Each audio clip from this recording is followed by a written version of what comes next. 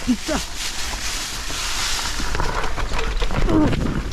Salut à tous, aujourd'hui petit test des freins Magura MT5. J'ai changé parce que j'avais les freins d'origine à basse saturation, que j'ai gardé d'ailleurs sur le frein avant. Mais sur le frein arrière ça allait pas du tout. Quand j'ai commencé à perdre en mordant et tout, j'ai voulu purger, j'ai changé, j'ai mis des plaquettes Shimano etc. Mais franchement ça allait pas. Donc on m'a conseillé les freins Magura, donc je vais les tester aujourd'hui. J'ai pas mal de petits coins avec des petites descentes et tout là.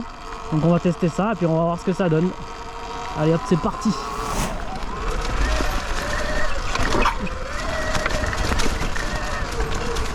Bon, mais excusez, je suis moins rapide qu'un VTT hein.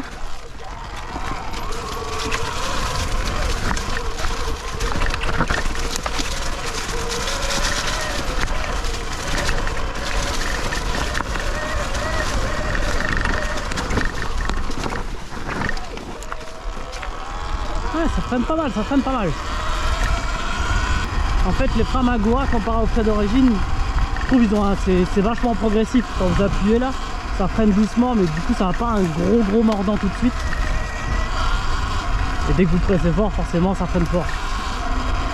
Mais les freins d'origine, je trouve que ça freinait fort trop vite, ce qui fait que j'avais vite tendance à chasser de la roue arrière. D'autant plus que j'ai pas encore changé ma roue arrière, que je vais mettre du 16 pouces. D'ailleurs, si vous voulez voir la vidéo où je suis en train de la changer et tout, je vous invite à la regarder, j'affiche ça tout de suite en haut à droite. Hop.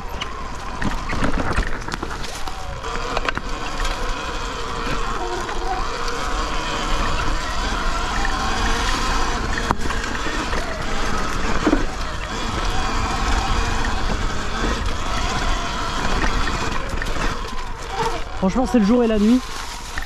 Si vous avez l'occasion, changez-les. D'autant plus que comparé à d'autres freins comme les Hope, etc. c'est quand même nettement moins cher, vous voyez. Ouais, les freins Hope, si je dis pas n'importe quoi, l'avant et l'arrière ils sont à 400 et quelques, ou en tout cas au moins 400.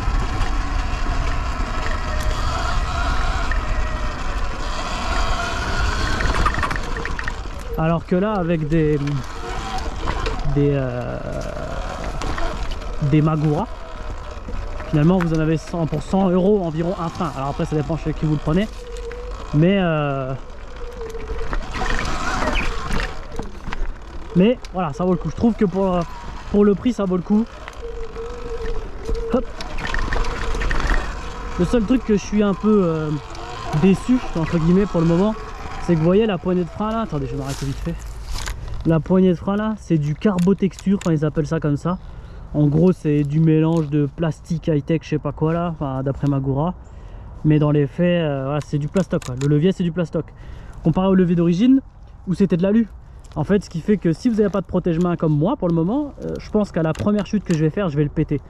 Donc voilà, si j'ai un petit conseil à vous donner, mettez soit des protège-mains, soit carrément changer le levier pour un levier en alu. Allez, on va par là, je pense qu'il y a... Ah, il y a une grille. C'est peut-être pas un excellent chemin.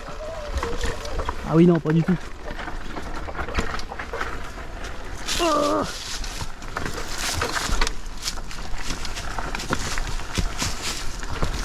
ah putain.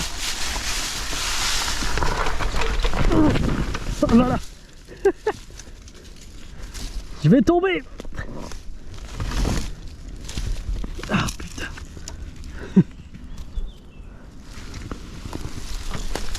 Ah ça va, ça va. C'était un peu raide comme descente pour un truc pour passer avec la moto. Puis je voulais pas trop freiner de l'avant parce que j'allais me daller. Putain, failli prendre cher là.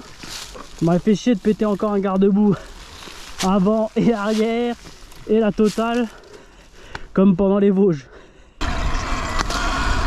D'ailleurs je parlais juste avant de ma chute dans les Vosges. Si vous connaissez de bons endroits, enfin des bons sentiers, des bons chemins et tout à faire dans les Vosges, je suis preneur. Parce que c'est vrai qu'à la dernière fois on est venu, on a utilisé deux applis là, Komoot et Wikiloc. Et franchement, on s'est tapé des chemins éclatés, c'était nul. Des chemins près de Remiremont et tout. Et c'était pas foufou. Alors, encore une fois, comme je disais tout à l'heure, si vous connaissez de bons endroits, si vous pouviez les donner en commentaire ou juste si vous pouviez nous inviter, moi je viens. Il n'y a pas de souci. Je prends la petite camionnette chez Leclerc et je me pointe quoi. Oh là là.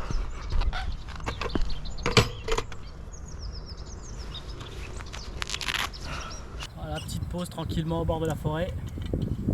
On entend les petits osios.